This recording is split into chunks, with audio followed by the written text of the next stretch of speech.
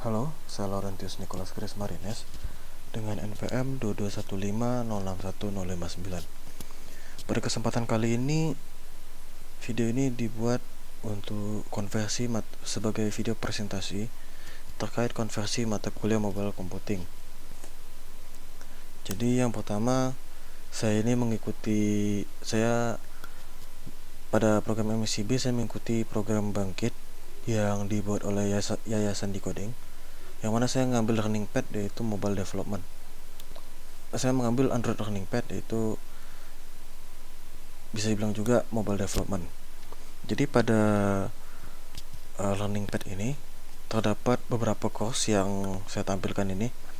Ada memulai dasar pemrograman untuk menjadi pengembang software, kemudian ada pengenalan ke logika pemrograman, kemudian ada dasar Git dengan GitHub, kemudian ada pemrograman dengan Kotlin, kemudian ada membuat aplikasi Android untuk pemula, kemudian fundamental aplikasi Android, kemudian belajar dasar AI, kemudian penerapan mesin learning untuk Android, kemudian yang terakhir itu adalah pengembangan aplikasi Android intermediate. Jadi selain course-course ini, di Bangkit juga terdapat online session gitu, yang mana online session ini ada dua jenis. Ada yang untuk soft skill seperti critical thinking, time management dan lain-lain, dan ada juga ILT online session untuk tech, yang mana dia membahas terkait course-course yang dipelajari pada learning pad ini.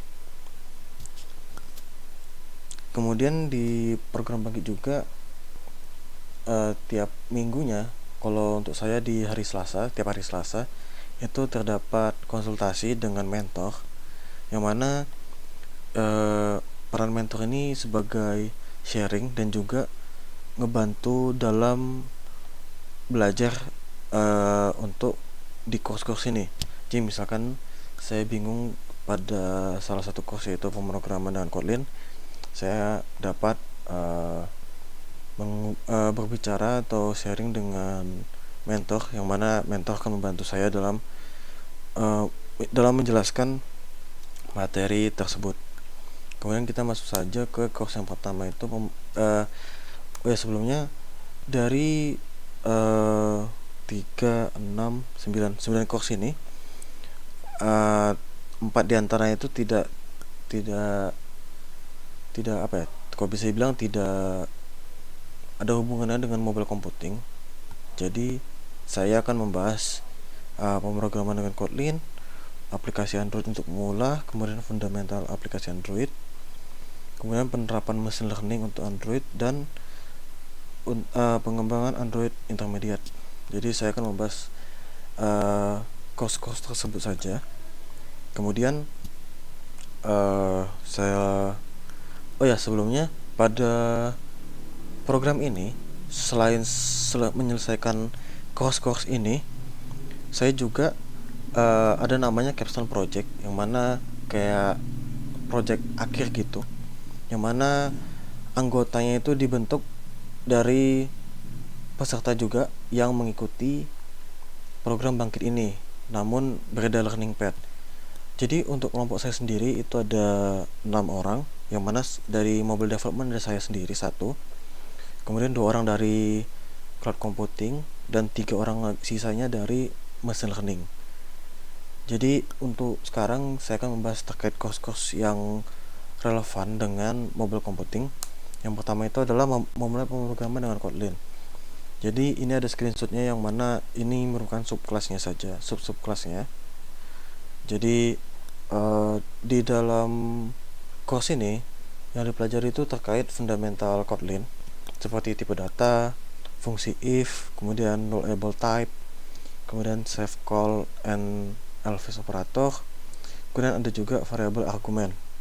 Kemudian juga ada OOP atau object oriented programming pada Kotlin. Jadi diajarin seperti apa OOP pada Kotlin, kayak kelasnya, propertiesnya, functionsnya, constructor, inheritance, abstract class, dan visibility modifier. Kemudian ada control flow juga, yang mana isinya kayak enumeration, when, fungsi while, do while, sama for looping. Kemudian ada functional programming, kemudian ada Kotlin generic, sama yang terakhir adalah coroutine. Kemudian di sini ada satu submission project akhirnya, kayak seperti beberapa logika gitu, fungsi-fungsi logika. Cuman saya tidak ada screenshot codingannya karena saya filenya saya tidak menemukan filenya lagi. Cuman pada saat itu ada submission berupa kayak penyelesaian matematika gitu, aritmatika juga ada. Kemudian lanjut ke course yang kedua, membuat aplikasi Android untuk pemula. Jadi di sini ada screenshotnya. Tadi pengenalan Android Studio, activity, intent, sampai ada Circle View. Jadi di sini pembahasan itu mengenai pembuatan intent. Sebelumnya membahas mengenai cara memakai Android Studio. Kemudian pengenalan serta pembuatan activity, ngebuat activity. Kemudian intent untuk perpindahan antara activity satu ke activity yang lainnya. Kemudian ada view dan view group. Kemudian ada style and theme. Kemudian ada recycle view. Dan pada course ini terdapat submission akhir, yang mana ini saya screenshot saja beberapa screenshot dari submission akhirnya. Jadi intinya pada submission ini intinya membuat satu halaman yang mana temanya bebas terkait apa aja, kemudian menggunakan recycle view. Kemudian juga ada halaman untuk memencet salah satu listnya, kemudian menuju ke detailnya. Kemudian ada juga halaman ini yang sebelah kanan, ada halaman profile ya, ada foto, ada nama serta email. Jadi di sini ini cuma 2 screenshot, harusnya ada 3, satunya lagi yang detailnya, cuman saya tidak dapat menemukan screenshotan dari submission saya ini. Jadi kurang lebih seperti ini, ada memakai recycle view.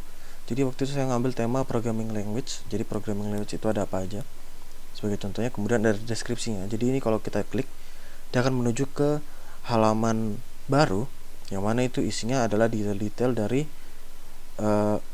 list yang tadi saya klik. Jadi misalkan saya klik Java, dia akan muncul ke foto Java, foto ini ya, maksudnya ikonnya, logonya. Kemudian ada judulnya serta deskripsi dari programming language itu sendiri.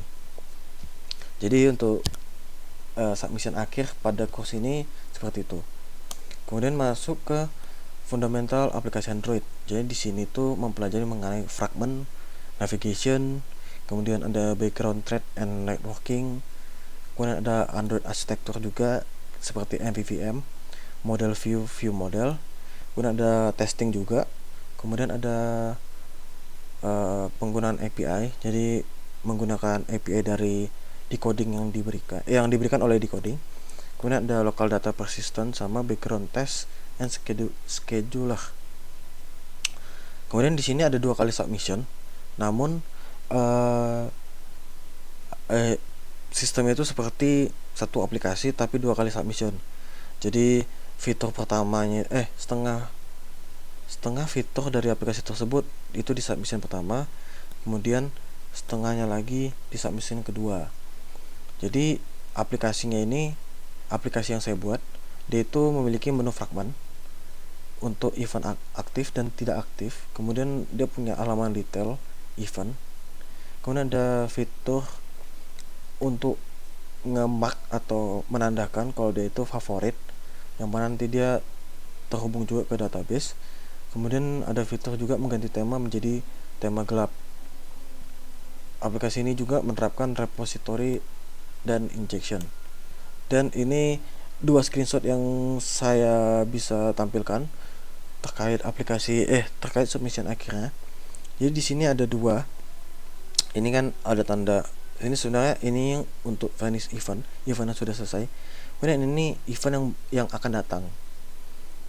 Kemudian ini untuk event-event yang ditandain favorit. Kemudian ini untuk setting yang seperti yang di sebelah kanan saya. Dia untuk untuk mengganti tema gelap. Kemudian ini sebenarnya kalau misalkan diklik salah satu event ya, dia akan menuju ke halaman detailnya. Kemudian di situ baru bisa menandakan favorit gitu.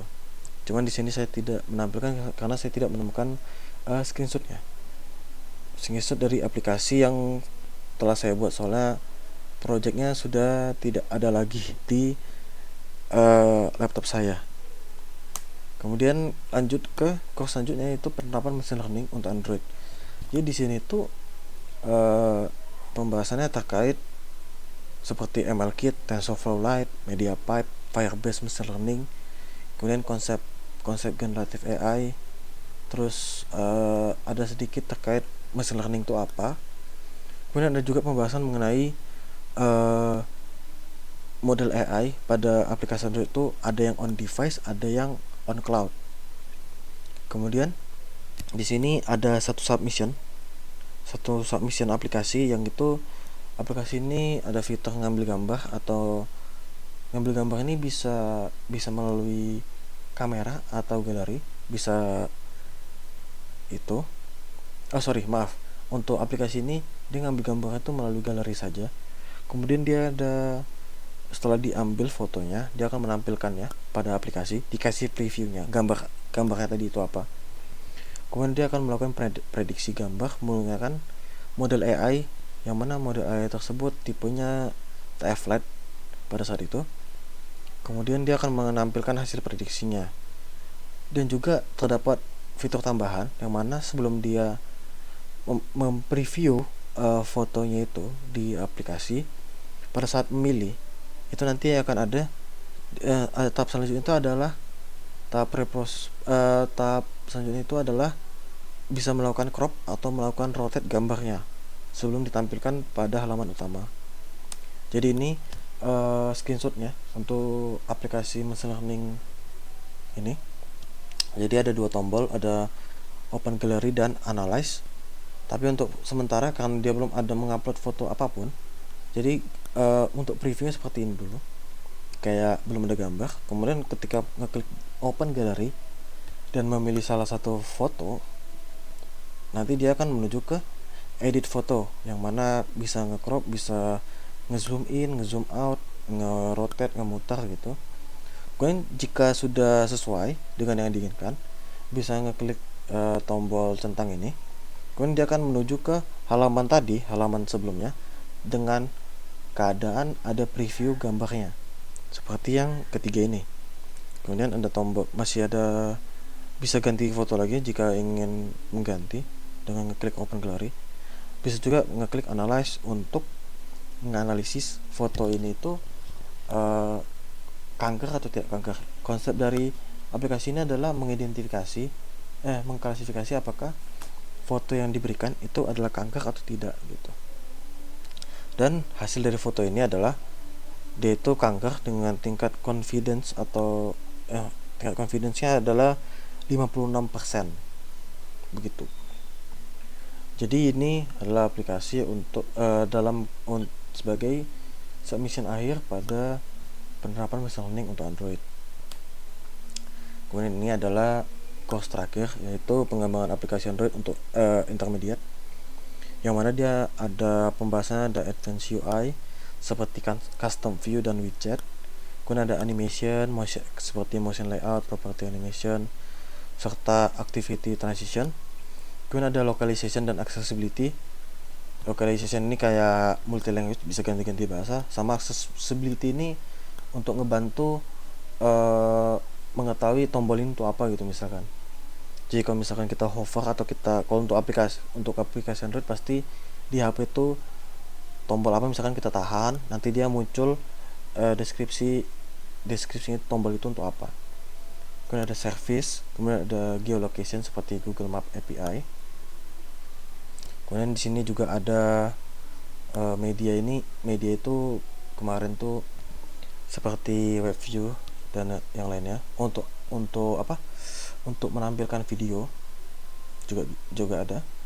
Kemudian setelah geolocation tadi, Google Map API, ada juga advanced testing.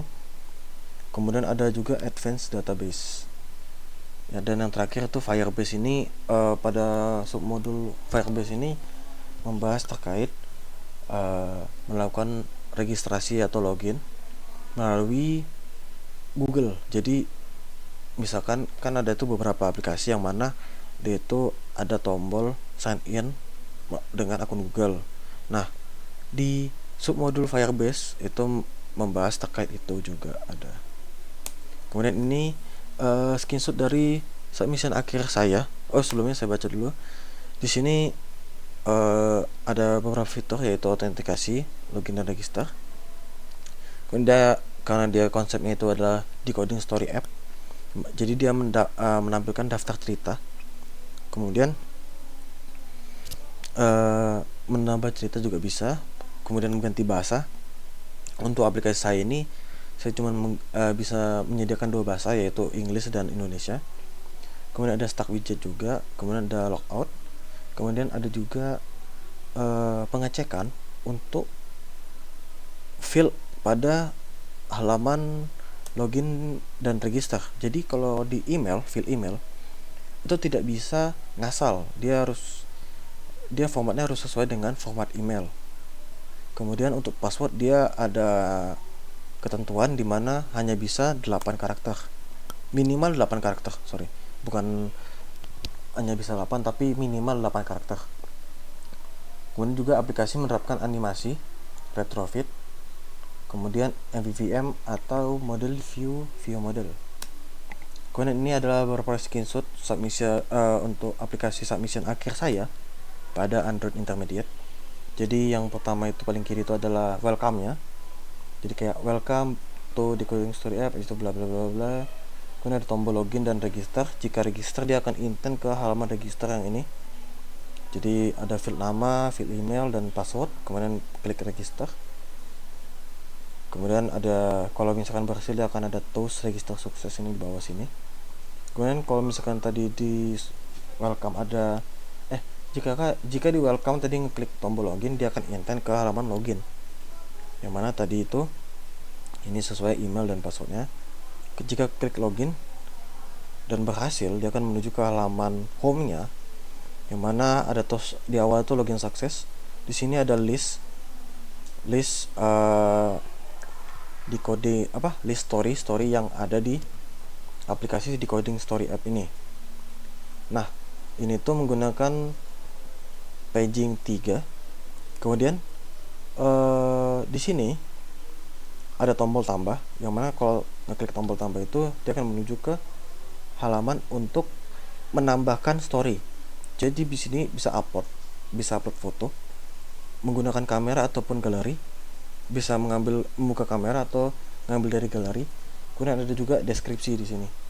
Di sini saya bikin untuk sebagai contohnya nanam. Kemudian upload new story. Setelah nge-upload new story, dia akan menuju ke halaman home tadi. Dengan paling atas itu adalah uploadan kita tadi. Jadi di sini ada fotonya sesuai ya. Dan by test tadi namanya kita bikin tes namanya. Kemudian kalau kita klik ini, dia akan menuju ke halaman detail ya. Judul serta deskripsinya apa gitu. Dan itu sekian untuk course-course yang berhubungan atau relevan dengan mata kuliah mobile computing. Ada juga capstone project atau project akhir pada program MSIB. Di sini saya dengan kelompok saya yang ada 2 orang cloud computing dan 3 orang machine learning. Kami berdiskusi dan akhirnya kami membuat aplikasi bernama Duitin, yang mana itu tujuannya membantu generasi muda dalam mengelola keuangan serta membangun kebiasaan finansial yang lebih baik untuk menghindari hutang. Yang mana aplikasi ini memiliki beberapa fitur, yaitu autentikasi itu untuk login dan register. Kemudian ada melihat riwayat transaksi, mencatat transaksi, membuka kamera atau galeri untuk memindai stroke. Kemudian ada kelima fitur logout.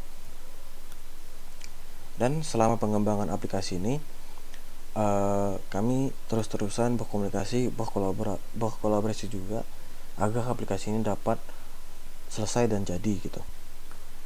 Oke, ini adalah screenshot dari capstone project saya. Jadi ada kurang lebih sama seperti intermediate. Tadi ada welcome-nya, ada registernya, ada loginnya, dan untuk format email dan password itu tadi itu kurang logikanya sama. Dia harus formatnya email, dan untuk password dia minimal 8 karakter. Dan juga setelah melakukan setelah login sukses, dia akan menuju ke halaman home. Di sini ada 3, ada beranda, ada tambah, ada akun. Jadi sini untuk halaman berandanya saja, dia itu ada bilangnya gini, ada balance atau nominal uang sekarang si pemilik si akun itu punya gitu. Jadi kalau misalkan dan ini untuk transaksi-transaksi yang sudah dilakukan, yang sudah terjadi, yang sudah dicatat. Dan di sini ada yang pertama itu, kalau misalkan dia lambangnya ke bawah, tanda panahnya ke bawah, itu artinya pemasukan. Kalau keluar tanda panahnya ke atas itu berarti pengeluaran. Jadi di sini awalnya 100.000, kemudian ada pengeluaran 1.000, jadinya 99.000. Kemudian, dan jika tadi kita ngeklik tombol ini, tanda panah di sebelah transaksi ini, itu menuju ke transaksi history. Jadi full transaksi itu ada apa aja. Kalau di sini itu hanya tertampilkan 4 saja di halaman home-nya, halaman beranda. Tapi kalau di transaksi history ini dia tertampilkan semuanya. Dan kalau di bagian halaman tambah, dia akan sebelum menambah transaksi, dia akan ngasih pilihan menambah dengan image atau tanpa image. Nanti kalau dia dengan image, dia ada tombol untuk buka galeri atau membuka kamera, yang mana kurang lebih tampilannya sama seperti di yang aplikasi fundamental tadi. Dan jika tanpa image, dia langsung tertulis seperti ini, no image. Dia bisa memilih type-nya, tipenya, bisa income, bisa pemasukan, bisa pengeluaran. Kemudian ada titelnya, ini judulnya, misalkan pengeluarannya itu pemasukan itu dari freelance misalkan, total transaksinya apa dan deskripsinya apa. Di sini saya waktu itu ngasal-ngasal saja untuk kata-katanya. Kemudian tombol add untuk mengkonfirmasi pencatatannya. Kemudian setelah melakukan itu, dia akan menuju ke halaman utamanya di sini. Tapi di sini waktu itu saya sempat melakukan satu kali lagi pencatatan lagi. Jadi yang tadi itu, yang untuk yang screenshot yang ketiga ini, itu catatan transaksi yang ini, yang GSHSJSJ ini, yang secara nominal begitu 61646. Sekian presentasi terkait relevansi terkait program MSIB yang saya ikutin dengan mata kuliah mobile computing. Kurang lebihnya mohon maaf. Terima kasih.